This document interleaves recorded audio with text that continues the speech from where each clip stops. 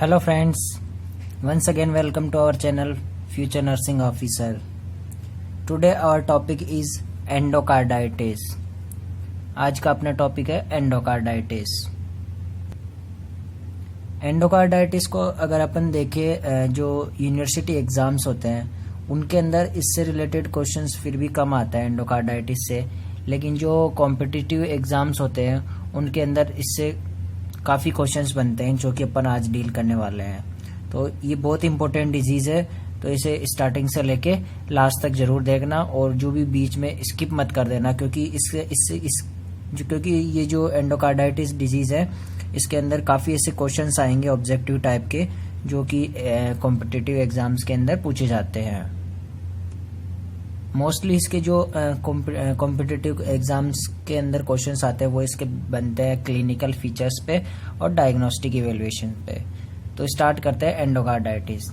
तो अभी तक अगर आपने हमारे YouTube channel future nursing officer channel को सब्सक्राइब नहीं किया है तो सब्सक्राइब कर ले और बेल आइकन को भी प्रेस कर दे ताकि जो भी अपकमिंग वीडियोज़ है उनकी इन्फॉर्मेशन आप तक सबसे पहले पहुंच सके। तो स्टार्ट करते हैं एंडोकार्डाइटिस क्या होता है। एंडोकार्डाइटिस पढ़ने से पहले अपने को ये पता होना चाहिए कि जो एंडोकार्डियम होता क्या है। एंडोकार्डियल लेयर होती है जो इनरमोस्ट लेयर होती है हार्ट की, उसे बोलते हैं एंडोकार्डियम। यानी कि जो आउटर जो बाहर वाली लेयर होती है आउटर वाली, वो अपन ने पढ़ा था कि वो कौन सी होती है, पेरिकार्डाइटिस यानी पेरिकार्डियम। और उसके बाद जो लेयर आती है मिडिल वाली मायोकार्डियम, उसका इन्फ्लामेशन होता है, उसको बोलते हैं मायोकार्डाइटिस। और जो इनरमोस्ट लेयर है, इनरमोस्ट लेयर ये हार्ट की, उसे बोलते हैं एंडोकार्डाइटिस। तो inflammation and infection of the innermost layer of endocardium of the heart including cardiac valve and chambers. And इसके अंदर क्या होता है कि जो एंडोकार्डियम लेयर होती है उसके अंदर इन्फ्लामेशन हो जाता है, और इन्फ्लामेशन एंडोकार्डियम लेयर के साथ साथ कहाँ पे हो जाता है, कार्डियक वाल्व के अंदर और चैम्बर को भी इंक्लूड कर लेता है। यानी कि जो इन्फेक्शन है वो स्प्रेड हो जाता है कार्डियक वाल्व में और चैम्बर के अंदर भी। तो उस कंडीशन को क्या बोलते हैं, endocarditis. Now next is aetiology और रिस्क फैक्टर्स। एटियोलॉजी या रिस्क फैक्टर्स क्या होते हैं एंडोकार्डाइटिस होने के।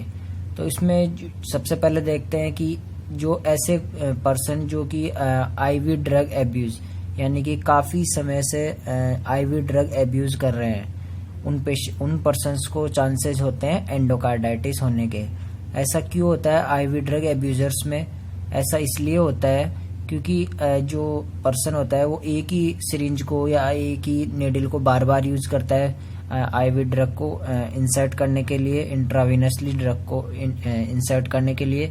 कि उससे क्या होगा कि जो भी नेडल के ऊपर या सिरिंज के ऊपर बैक्टीरिया वायरसेस ग्रोथ करेंगे और वहाँ पे ग्रोथ करने से वो कहाँ पे चले जाएंगे, वो चले जाएंगे जो ब्लड वेसल्स है वहाँ पे, और ब्लड वेसल्स के थ्रू वो हार्ट की लेयर तक, हार्ट के अंदर स्प्रेड हो जाएंगे और उससे क्या हो जाएगा, एंडोकार्डाइटिस हो जाएगा।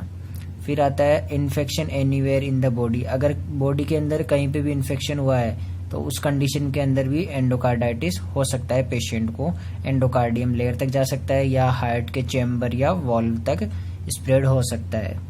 फिर नेक्स्ट आता है कि जो सिस्टेमिक ल्यूपस एरिथमेटोसिस डिजीज होती है उसकी वजह से भी क्या हो सकता है, एंडोकार्डाइटिस हो सकता है। सिस्टेमिक ल्यूपस एरिथमेटोसिस क्या होता है, ये भी एक डिजीज होती है, ऑटो इम्यून डिजीज होती है, जिसके अंदर की जो खुद की हेल्दी सेल्स हैं उनको ये ना किल करने लग जाता है, जो बॉडी सेल्स होती है वो। और मोस्टली ये किसको अफेक्ट करता है, जॉइंट्स को और हार्ट को, किडनी को, इनको ये अफेक्ट करता है। तो इसके ये भी कॉज कर सकता है endocarditis. Now next is valvular heart disease. जो भी वेल्वुलर वाल्व्स की जो डिजीज होती है वो भी कॉज कर सकती है क्या, एंडोकार्डाइटिस। अब अपने को पता तो होगा ही कि वेल्वुलर हार्ट डिजीज कौन कौन सी होती है। इसके अंदर जो भी हार्ट के अंदर जितने भी वाल्व होते हैं उनकी जो डिजीज होती है, जैसे हो गया ट्राइकस्पिड वाल्व हो गया, बाइकस्पिड वाल्व हो गया, एरोटिक वाल्व हो गया, उनकी जो भी डिजीज होती है वो भी क्या स्प्रेड कर सकती है एंडोकार्डाइटिस को कॉज कर सकती है। फिर आता है नेक्स्ट डेंटल सर्जरी। अगर किसी पर्सन को डेंटल सर्जरी हुई है तो वो भी क्या कॉज कर सकता है, एंडोकार्डाइटिस कॉज कर सकता है। डेंटल सर्जरी में ऐसा क्यों होगा, क्योंकि सबसे पता होता है कि डेंटल सर्जरी अगर हुई है तो वहाँ पे जो इंसिजन हुआ है तो वहाँ पे जो गम्स के अंदर इन्फ्लामेशन हो जाएगा और वो ब्लड वेसल्स के थ्रू कहाँ पे चला जाएगा, ब्लड वेसल्स के थ्रू हार्ट तक स्प्रेड हो जाएगा। तो डेंटल सर्जरी के अंदर भी चांसेस होते हैं पेशेंट को एंडोकार्डाइटिस होने के।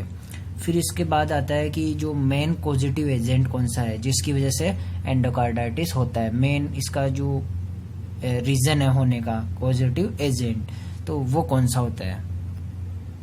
तो इसका जो मेन कॉज होता है वो सबसे मोस्ट इम्पोर्टेंट कॉज कौन सा होता है, ग्राम पॉजिटिव बैक्टीरिया। ये बैक्टीरिया की वजह से कॉज होता है एंडोकार्डाइटिस। बैक्टीरिया के अंदर भी जो ग्राम पॉजिटिव बैक्टीरिया है वो बैक्टीरिया ही कॉज कर सकते हैं एंडोकार्डाइटिस को। उसके अंदर भी ग्राम पॉजिटिव बैक्टीरिया के अंदर एग्जांपल दे रखा है स्टेफाइलोकोकस ओरिएज वाला जो बैक्टीरिया होता है, स्टेफाइलोकोकस ओरिएज, ये कॉज करता है क्या, एंडोकार्डाइटिस। यानी कि बैक्टीरियल जो एंडोकार्डाइटिस होता है वो कॉज कर सकता है कौन सा, स्टेफाइलोकोकस ओरिएज।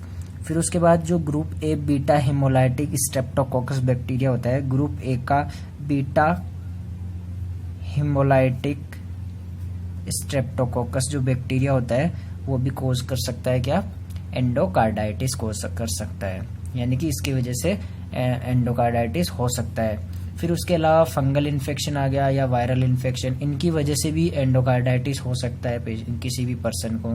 तो मोस्ट कॉमन इसका जो पॉजिटिव एजेंट होता है वो तो होता है बैक्टीरिया। इसके अलावा कोई फंगल इन्फेक्शन हुआ है या फिर वायरल इन्फेक्शन हुआ है जैसे HIV हो गया और इन्फ्लुएंजा हो गया, इनकी वजह से भी क्या हो सकता है, एंडोकार्डाइटिस हो सकता है।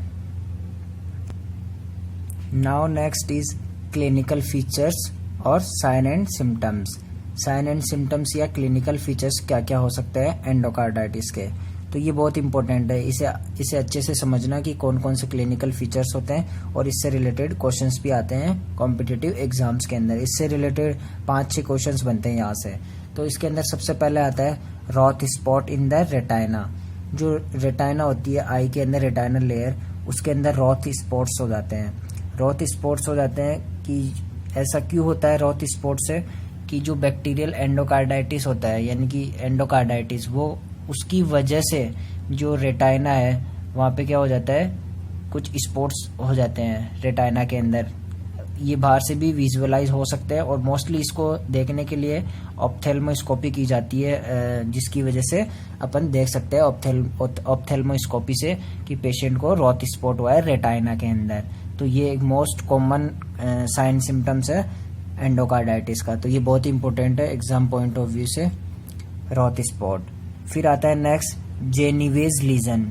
जेनिवेज लीजन, अब क्वेश्चंस आता है कि व्हाट इज जेनिवेज लीजन या जेनिवेज लीजन कौन सी डिजीज के अंदर होता है। तो ये होता है बैक्टीरियल एंडोकार्डाइटिस के अंदर। और जेनिवेज लीजन होता क्या है, इसके अंदर जो पेशेंट होता है उसको पेनलेस ब्लीडिंग वो होती है, ब्लीडिंग सॉरी पेन होता है। जेनिवेज लीजन में क्या होता है, पेनलेस ब्लीडिंग होती है किसके अंदर, जो अपने फीट होते हैं उनके अंदर और हैंड्स के अंदर, यानी कि जो हाथ और पांव है उनके अंदर ब्लीडिंग होगी पेशेंट को, लेकिन उसके अंदर पेशेंट को पेन नहीं होगा। तो ऐसी कौन सा लीजन होते हैं, जेनिवेज लीजन। तो ये ध्यान रखना कि जेनिवेज लीजन क्या होता है, इसके अंदर पेनलेस ब्लीडिंग होती है हैंड्स और फीट्स के अंदर, हाथ और पाँव के अंदर क्या होती है, पेनलेस ब्लीडिंग होती है। फिर उसके बाद नेक्स्ट आता है ऑस्लर नोड। ऑस्लर नोड क्या होता है, जस्ट जेनिवेज लीजन का अपोजिट है। इसके अंदर भी फिट और हैंड्स के अंदर पेन होगा, ब्लीडिंग होगी, लेकिन इसके अंदर क्या होगा, पेनफुल ब्लीडिंग होगी, पेनफुल ब्लीडिंग। और इस जेनिवेज लीजन के अंदर पेनलेस ब्लीडिंग होगी हैंड्स और फीट के अंदर। तो ओस्लर नोड के अंदर पेनफुल ब्लीडिंग होगी हैंड्स और फीट के अंदर, और जेनिवेज में पेनलेस ब्लीडिंग होगी। तो ये दोनों साइन याद करके रखना है अच्छे से। फिर उसके बाद आता है next splinter haemorrhage. Splinter haemorrhage भी होगा पेशेंट के अंदर। स्प्लिंटर, अब ये पता होना चाहिए कि स्प्लिंटर हेमरेज होता क्या है। स्प्लिंटर हेमरेज के अंदर क्या होता है कि जो पेशेंट के नेल बड्स होते हैं, यानी कि जो ये देखिए ये नेल बड्स है, इसके अंदर क्या होगा, ब्लीडिंग होगी। जो ये नेल बड्स है इनके अंदर पेशेंट को ब्लीडिंग देखने को मिलेगी, तो उसे बोलते हैं स्प्लिंटर हेमरेज। तो यहाँ से क्वेश्चन बने, एक तो रॉथ स्पॉट क्या होता है, जेनिवेज लीजन क्या होता है, ओस्लर नोड क्या होता है, और स्प्लिंटर हेमरेज क्या होता है। तो यहाँ से 4 क्वेश्चंस बन गए। तो ये याद रखना है, चारों क्वेश्चन, चारों बहुत इंपॉर्टेंट है।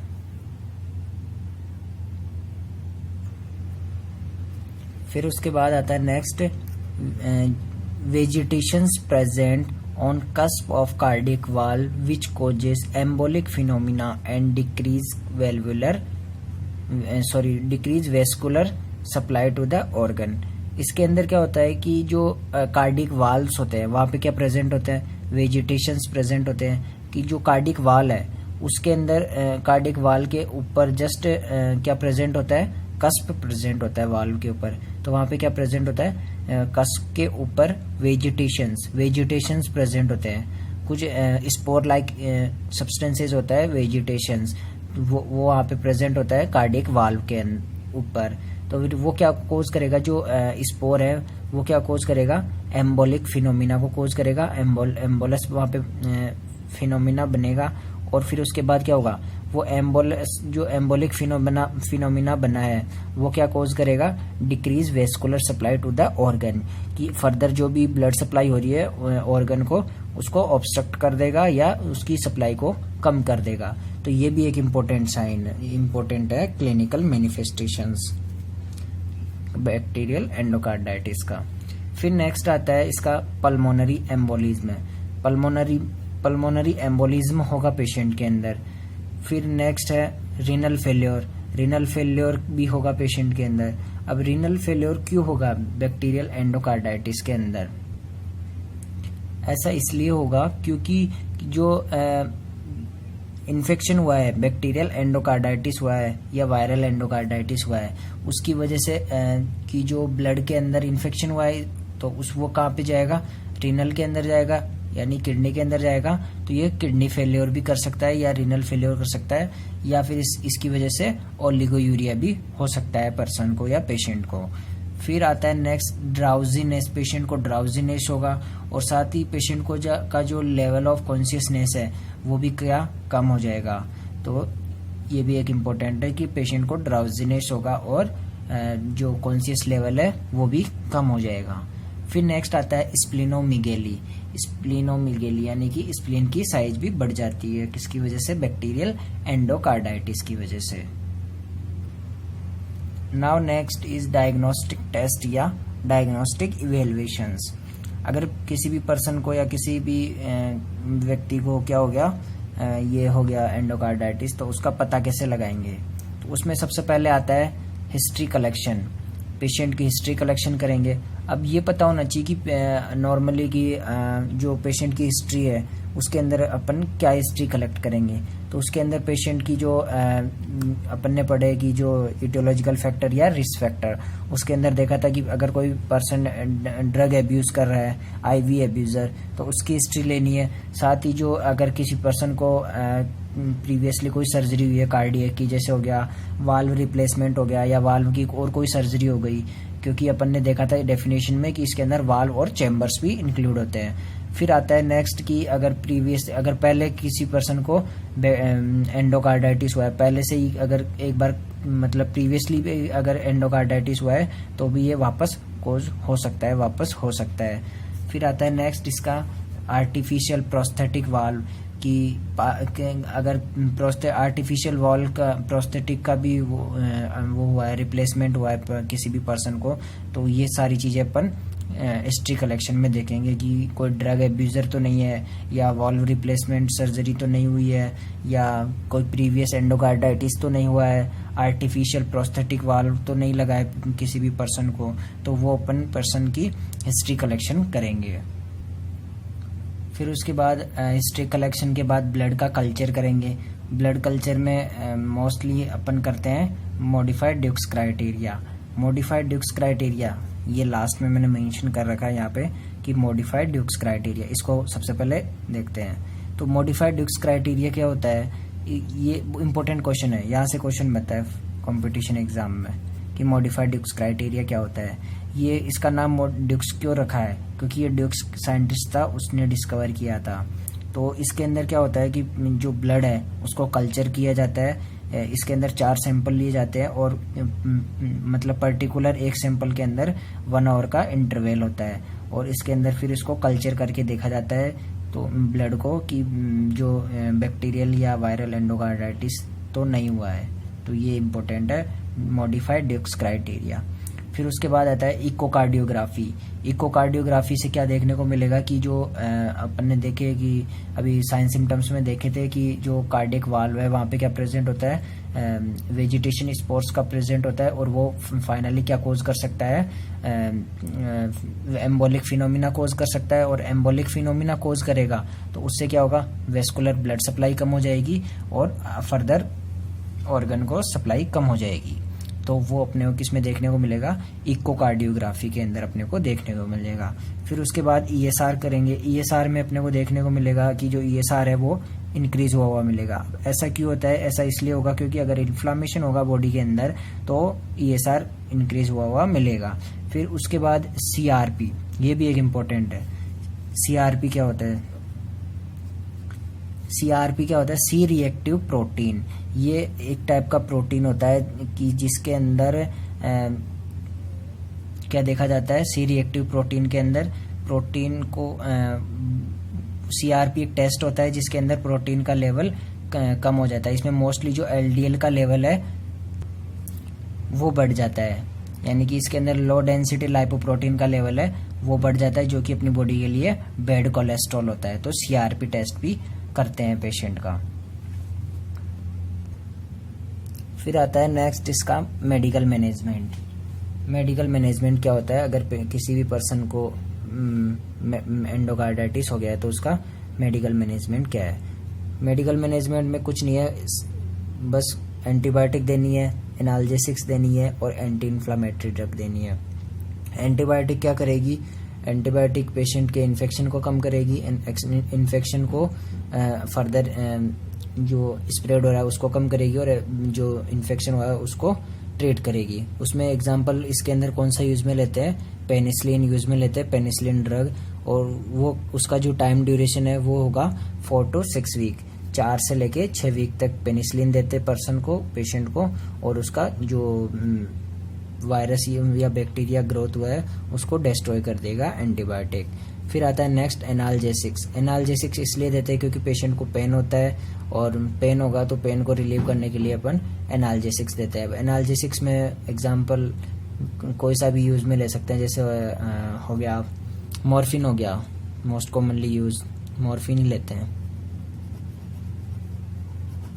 मॉर्फिन के अलावा और भी ले सकते हैं, जैसे हो गया एसिटामिनोफेन हो गया,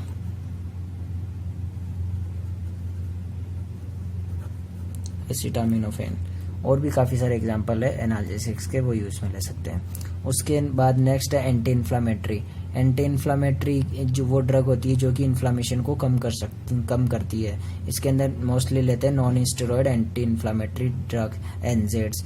उसके अंदर एग्जांपल हो गया जैसे डाइक्लोफेनिक हो गया,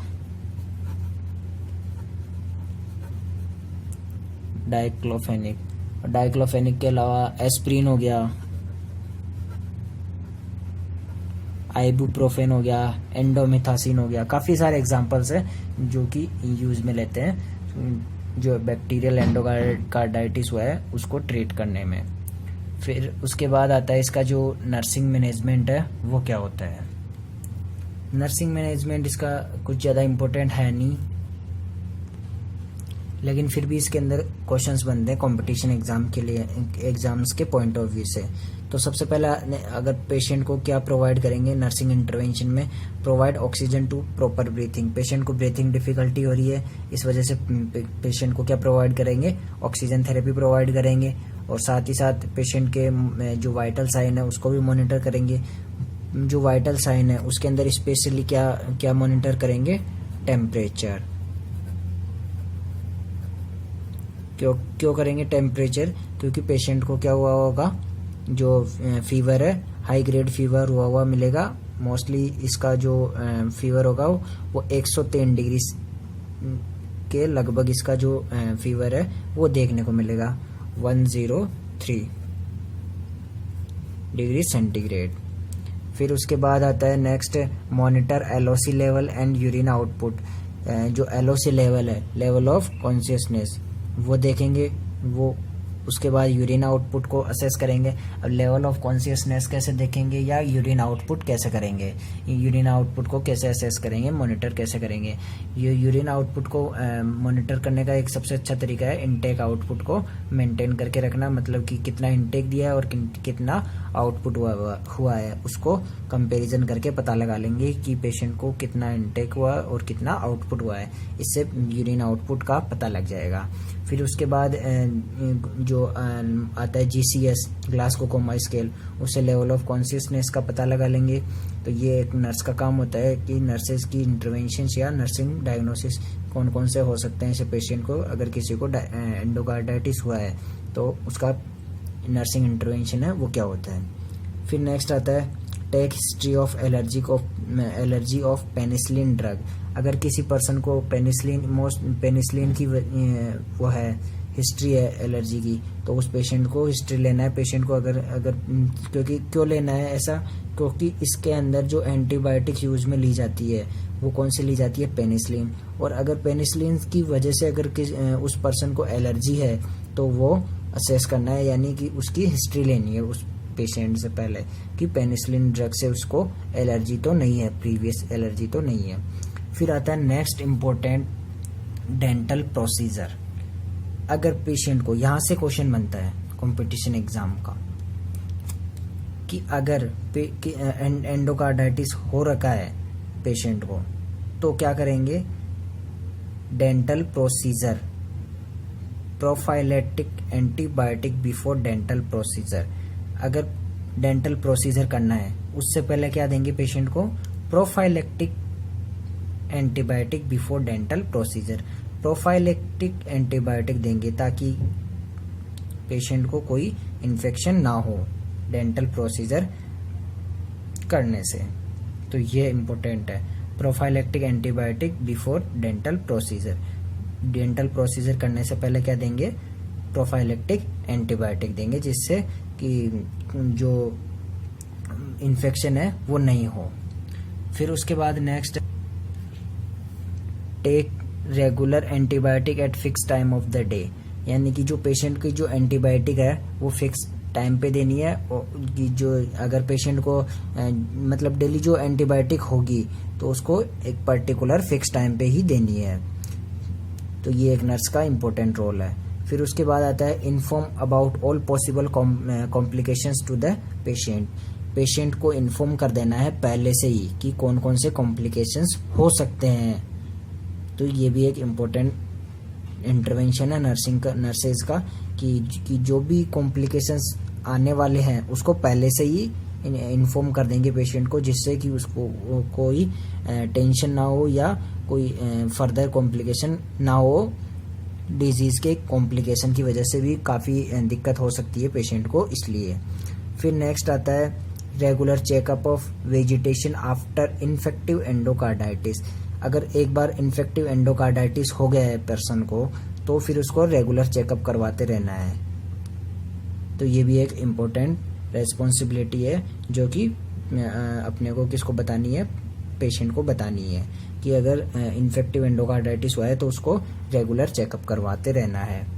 तो ये था एंडोकार्डाइटिस, जिसमें पढ़ा कि एंडोकार्डाइटिस होता क्या है, उसके जो ईटियोलॉजी क्या होती है और इसका जो कॉजेटिव एजेंट है मोस्ट इम्पोर्टेंट, कौन से कॉजेटिव एजेंट की वजह से होता है। फिर इसके बाद इसमें जो क्वेश्चन आया इम्पोर्टेंट वो था क्लिनिकल फीचर से कि रॉथ स्पॉट क्या होते हैं, जेनिवेज लीजन क्या होते हैं, और जेनिवेज लीजन के बाद आया था कि ओस्लर नोड क्या होता है और स्प्लिंटर हेमरेज क्या होता है। तो ये 4-5 क्वेश्चंस थे कि जो कि इम्पोर्टेंट थे।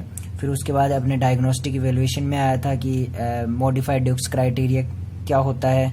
फिर ये prophylactic antibiotic before dental procedure, अगर डेंटल प्रोसीजर करते हैं तो उससे पहले प्रोफाइलेक्टिक एंटीबायोटिक देते हैं। तो ये इम्पोर्टेंट क्वेश्चंस थे कॉम्पिटिटिव एग्जाम्स के लिए। बाकी यूनिवर्सिटी एग्जाम्स के अंदर भी पूछा जाता है कि एंडोकार्डाइटिस क्या होता है, तो उसके अंदर भी ये इम्पोर्टेंट है। इसके नर्सिंग इंटरवेंशंस भी इम्पोर्टेंट है, और जो क्लिनिकल मैनिफेस्टेशंस इम्पोर्टेंट है, और डायग्नोस्टिक इवेल्युएशंस भी इम्पोर्टेंट है। बाकी मेडिकल मैनेजमेंट है वो तो ईजी सा है, उसमें कुछ नहीं करना, एंटीबायोटिक देनी है, एनाल्जेसिक्स देनी है, और एंटी इन्फ्लामेटरी ड्रग्स देनी है। तो ये खत्म हुआ आज इन्फ्लामेटरी हार्ट डिजीज। तो अभी तक भी अगर आपने हमारे YouTube channel future nursing officer को सब्सक्राइब नहीं किया है तो सब्सक्राइब कर ले, और अपने फ्रेंड्स को भी मोटिवेट करे देखने के लिए, सारे क्लासेस ले, और साथ ही साथ जो भी कोई प्रॉब्लम वगैरह आ रही है तो वो मुझे शेयर करे कमेंट बॉक्स में, ताकि मैं आपके साथ शेयर कर सकूँ। Thank you.